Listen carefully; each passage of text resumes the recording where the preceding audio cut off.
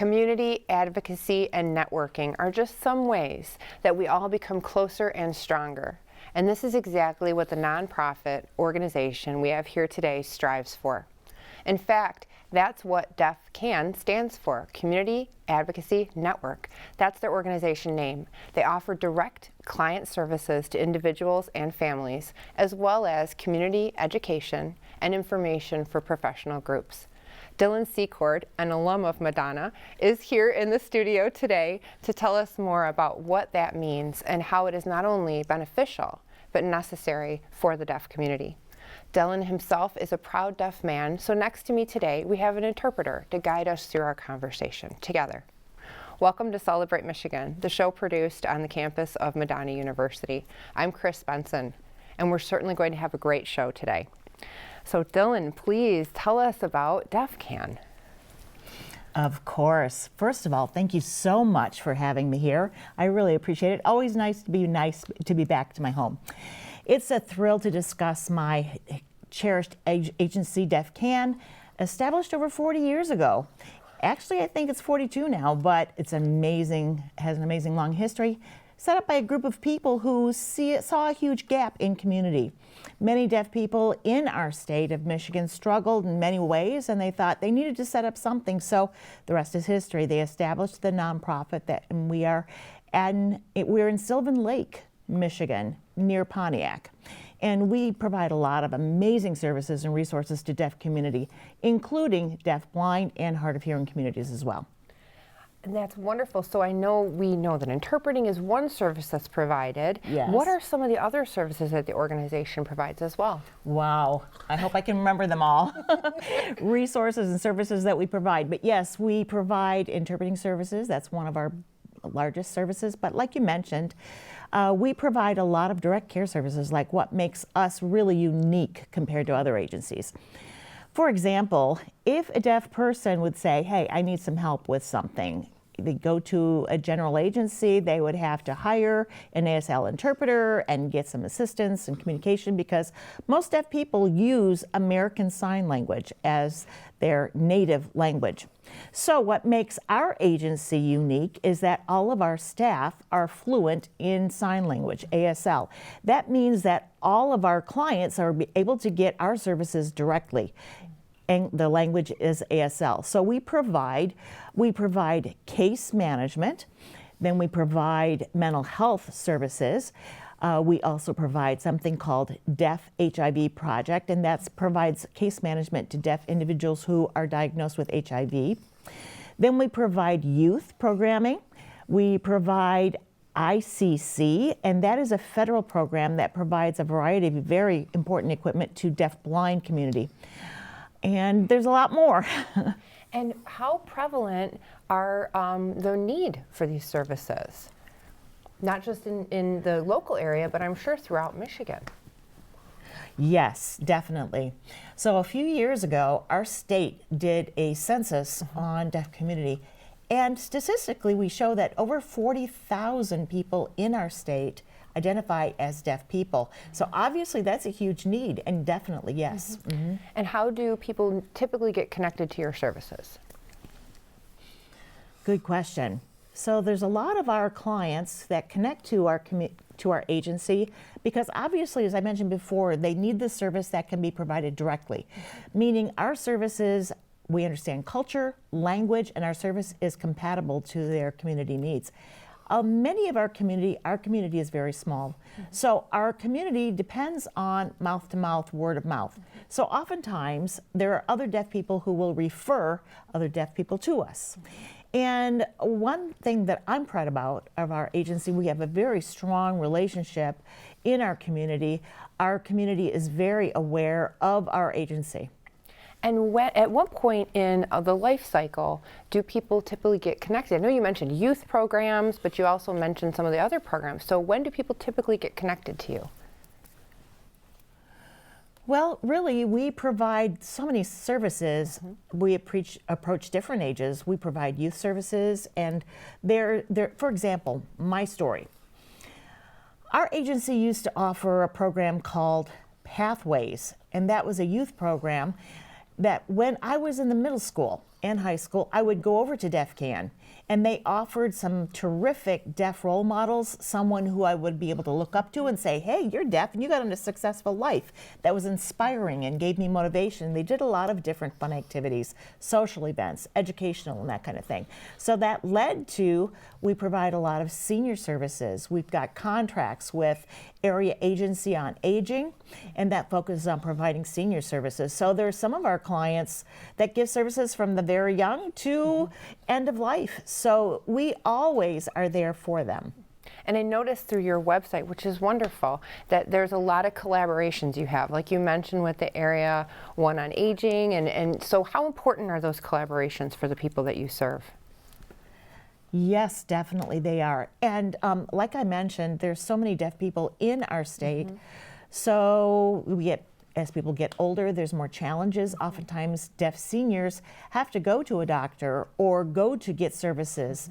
And oftentimes we deaf people experience barriers. And the point is communication, because obviously, like we said, we use ASL. So there's a lot of doctors out there that don't know ASL.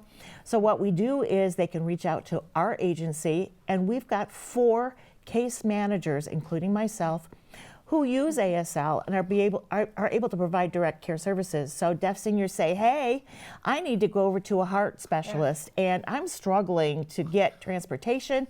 I'm struggling to set up an ASL interpreter. So our case managers will work closely with that individual and focus in on the person-centered care, figure out what the solution is to their issues, set up transportation under Medicaid, then set up an ASL interpreter, maybe educate the doctor that they are required by law to provide accommodation under the Americans with Disabilities Act, and that kind of thing. And I think you're really heading into territory I definitely want to go into after the break. And I know the A in C.A.N is advocacy. So I know we have to take a break. I can't believe how quickly we got to one. But when we come back, I want to make sure we start with this piece about advocacy and how important that is to the organization. So stay tuned. Dylan Secord is going to be back with us in just a minute, and I know you'll want to stay tuned. See you soon.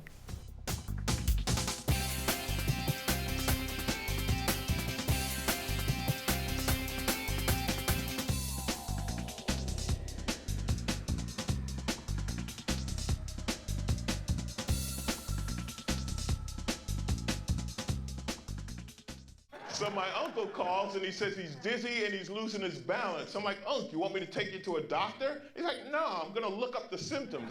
I said, your symptoms are you're dizzy and you're losing your balance.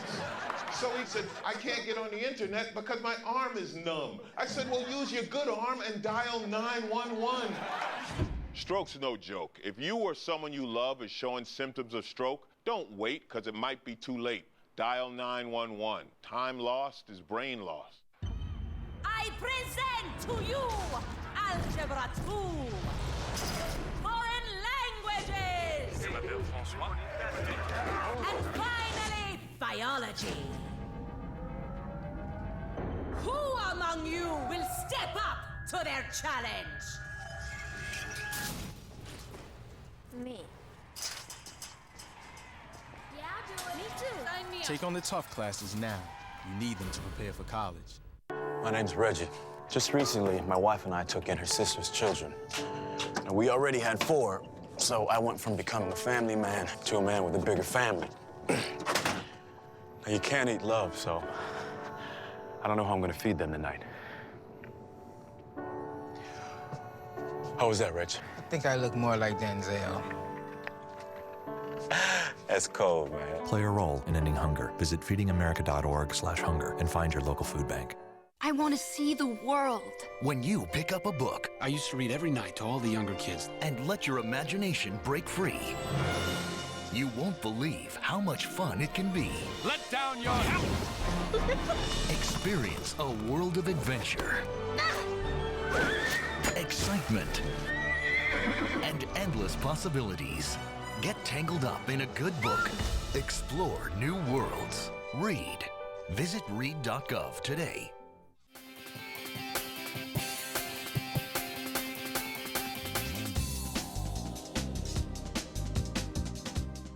Welcome back to Celebrate Michigan. I'm Chris Benson, and again I'm here with Dylan Secord, who is here to tell us more about C.A.N, Community Advocacy Network, and what he does for the organization and what the organization does for our deaf community in Michigan. And let me ask that, so I know you're based in Sylvan Lake, so are the persons you work with only in Michigan, or do you work outside of Michigan too? Good question. So really we focus in on southeastern Michigan, and really it's Metro Detroit, and that is our focus. But it doesn't mean that we can't help other deaf people all over Michigan. Basically we provide services all over the state. I don't do out of state though, because legally we can't, but we focus in on southeastern Michigan. Okay. And we talked about the advocacy piece a bit during the break. How important is that, and why is that a key pillar of the organization? Yes, so definitely. You know, this is a hearing world. So we live in a hearing world. So oftentimes, unfortunately, there are many hearing people that don't really understand us. Oftentimes, hearing people have a lot of myths that they think about deaf people. They think, oh, well, deaf people can't drive.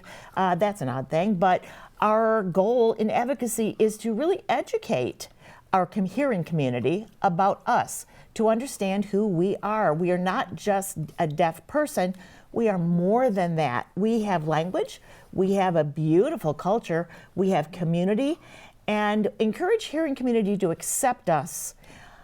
And you asked about advocacy, and let me give you one story. There was a client that for many years lived in a rural area. And unfortunately, in that area, they didn't really have knowledge about deaf community. They weren't knowledgeable about deaf people's rights. So for years and years and years, that person never got appropriate services, including schooling, medical. So most of their life, they missed a lot.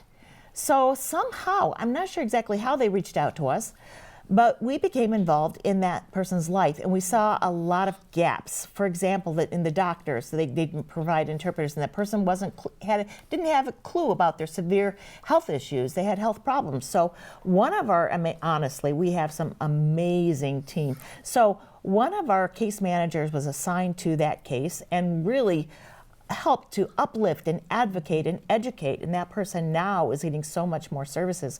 For example, getting an ASL interpreter. My case manager is able to advocate with the doctors about how to get appropriate interpreters. So now that person is able to have full access to the medical field and really understands what's wrong with their health. And now they're doing very well. So our agency has a big role in that. That is an incredible story. And where can people who are watching, who might not be familiar with the deaf community, with deaf culture, and with what the rights are, where do you recommend they go to find out more information about that? Yes, sure. Well, first of all, you can look at our website, www.deafcan.org. We have a lot of information on the website. Also, you can follow us on a variety of social media sources. Also, I'm recommending you that you look at the National Association for the Deaf, the NAD. That is our national level advocacy organization for deaf people. I encourage you to look at the website. There's a lot of wonderful resources there. And of course, contact us. Of course. And how do you say, I know you said that C.A.N has been in existence, I think, for about 40 years. Mm-hmm. How would you say services to the deaf community and for the deaf community and with the deaf community have changed in that time? Wow, it's amazing. Obviously, I haven't been there the whole 40 years, but my boss, Marcy Colton. Yes. She is the executive director. She's been there almost those 40 years. Mm-hmm. So the two of us have talked about what is different 40 years ago to now. Mm-hmm. And she always says the demand for our services every year goes up. And really, honestly, since COVID, our demand is exploding. And also technology has really changed our services as well. Obviously, 40 years ago, our community had very limited access to technology, but now with technology, it's amazing. Zoom. So that's a blessing in some ways because our access has improved now. And of course, 40 years ago, We didn't have the Americans with Disabilities Act. That's right. That law. Now we have that. So our services have been evolving with time. And you talk about technology, and I think that there are so many ways. Are there other ways you think that technology has supported the community? I think about the internet and how it helps connect people who maybe before didn't find each other. Definitely. Deaf community loves social media because, of course, deaf people live all over the country. And I love Facebook, Instagram, because that helps get access to other deaf people from other states. And we can share information. And just an FYI, our deaf community is very collective. That means we work together, very close together, because that's how we support each other. We share information because, you know, obviously our world is designed for hearing people. For example, you listen to the radio, you get podcasts, you get the news. So our community doesn't have the same level of access. So we typically rely on each other to educate each other and share information. And that's definitely, technology has really given us a lot of access. And what has that advocacy piece meant for you personally? Oh, good question. You put me on the spot. Advocacy really is important to me. Really, I think that has always been part of me growing up. I remember there was a personal story in a high school class, and I think it was an English class or maybe a reading class, I can't remember. But I had a student who had just transferred from a different school, and first time I had full access, I went to Bloomfield, and they had a deaf and hard of hearing program there. So that new student came and sat next to me, and their language was still lagging, and they were trying to acquire language. So I remember that student really struggling because it was overwhelming and everything was going so fast. So my instinct, I wanted to advocate for that student. I wanted to make sure that they were involved in the classroom. When that student would say, hey, what did the teacher mean by that? What did they say? What did that sign mean? I would be like their advocate, you know, and explain. So I think that's really the very beginning of my social work career. I think everyone should be inclusive and have equal opportunity. What a wonderful story and a beginning. And you know, again, who knows how those meetings with people that we don't expect to meet can affect us and can affect all of our life choices. Right. Oh, right. Well, I'm so glad it brought you here to us today. And I can't believe we have to take another break, but we do. So I know. We'll be right back, and we'll talk a little bit about how the pandemic, which is still with us, affected the C.A.N organization. Stay tuned.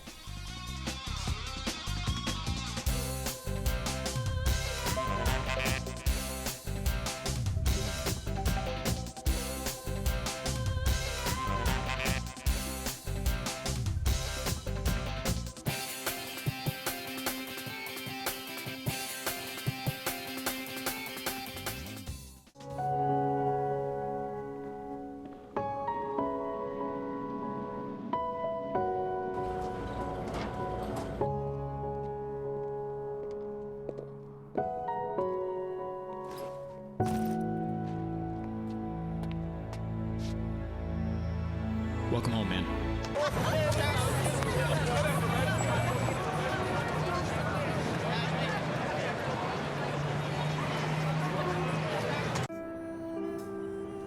You realize that 49 million Americans struggle with hunger? That's 1 out of every 6 Americans. These people are around us every day. They're our friends, they're our coworkers, their kids go to school with our kids. Sometimes we're not even aware that they're struggling. This problem is closer than you think. But so is the solution. Play a role in ending hunger. Visit feedingamerica.org/hunger and find your local food bank.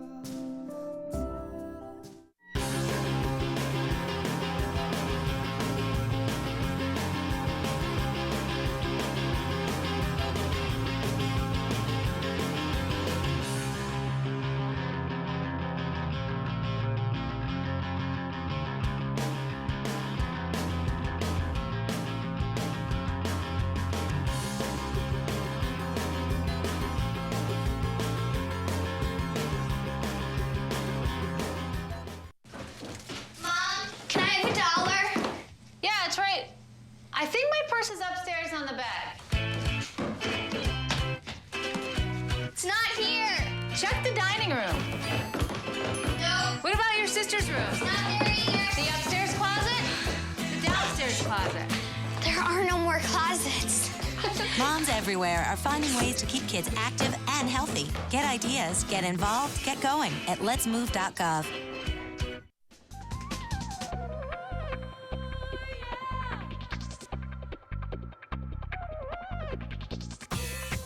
Welcome back to Celebrate Michigan. I'm Chris Benson, and we're back in the studio with Dylan Secord to talk about the amazing organization C.A.N, Community Advocacy Network, and all that it has to offer. And next, we're going to talk about the pandemic and how COVID affected you, affected the organization, affected persons in the deaf community. Where do we begin? Oh boy, always remember that day when our agency in the office, we found out that we were shutting down. How are we going to be able to run our agency? How does this work? But with time, we figured it out. But during the very beginning of COVID, it was very challenging for our community, specifically access, because there's a lot of confusion, a lot of misinformation on the news and the TV. It wasn't captioned. And again, mentioning our discussion that our community, English is not our first language. So there's a lot of information that wasn't accessible to us. So there was a lot of confusion. What do I do? So one of the things that we advocated for in our community was to provide information on our website in ASL. We had COVID resources on our website. And also, the unfortunate part of the beginning was when we shut down, people started to get sick, go to the hospital. Unfortunately, we lost a lot of deaf people during that time. And deaf people, when they would go into the hospital, and oftentimes the hospital refused to provide an ASL interpreter because they didn't want more people to be in the hospital. There were so many very sad stories that deaf patients were going into the hospital, getting services, and very lonely, no access, and it was very devastating for them. But with time, as time went on, things got better. So, I know, we have a fantastic sign language studies program here at Madonna, and that idea that wearing a mask while you're interpreting is a barrier to being able to communicate and being able to talk through, and communicate. And I think that one thing I was struck by during the pandemic was, we see interpreters here on our campus quite frequently, but there were interpreters on television. So the governor was talking, or the Surgeon General was talking, and they would have an interpreter. Why is an interpreter more beneficial perhaps than just having a captioning at the bottom of the screen? What's the difference, and why is that important? Yeah, very important. Because our community, ASL is our primary language, so that language many of us are able to understand very clear. And again, captioning is not always reliable.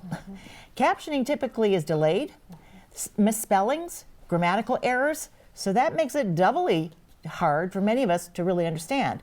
So during the pandemic, it was a serious time. You wanted the community to really understand what was going on because that affects our health and our community. And I wanted to add that it was a gift for deaf community because there were a lot of people that saw, we have ASL interpreters. Oftentimes that's the first time for hearing people to see that. And I think it really encouraged a normalization to have an ASL interpreter because now there are many places that ask us to provide an ASL interpreter because they saw that ASL interpreter with our governor. So it's very amazing. And really it's become a norm to have an ASL interpreter. For those that are watching right now who are hearing about your organization maybe for the first time, how can they help? What can they do to assist if they're moved and they're saying, you know what, I really want to do something to get involved? Yes, and we always need more allies in our community. Sure. Like I mentioned, our organization is a nonprofit, and that means that we highly depend on charitable donations. You can support us in many different ways. You can contribute directly to our website, on Facebook, and also there's a lot of cool ways that you could support us. For example, using smile.amazon.com. Oh. That way is really cool. You can type in smile.amazon.com and choose which charity you can support. And you can support us. And then Amazon will make a small percentage donation every time you shop. And it's very basically, you don't have to pay anything at all. But you can support our organization. Third way, and my favorite too, is you can use the Kroger. You know, you've got the reward card. Yeah. You can go to your account, set up C.A.N as your preferred charity. And when you do your food shopping, you can support us at the same time. And of course, you can support us other ways, like volunteering and reaching out to us. We'd be very happy to work with you. Oh, that's wonderful. Tell us again where you're located in Sylvan Lake. Yes. We are in Sylvan Lake between Pontiac and West Bloomfield, but again, we are really everywhere. Yeah. So. In the last minute we have, what do you want viewers to know? What do you want to leave them with today? I want you to know that deaf people can do anything. A deaf person doesn't mean that I stop. Deaf people mean I can do anything, except here. And please learn about our community. And I challenge you to learn ASL. Oh, Dylan, thank you so much for coming back to visit us today. We love having you back on campus, and we love that you've come to share your message about the organization with all of our viewers. Yes, thank you so much again for having me here. Absolutely. And thank you for watching. We're delighted that you joined in at Celebrate Michigan this week, where we celebrate all the wonderful things going on in the Mitten State. And we can't wait to see you next time. Take care.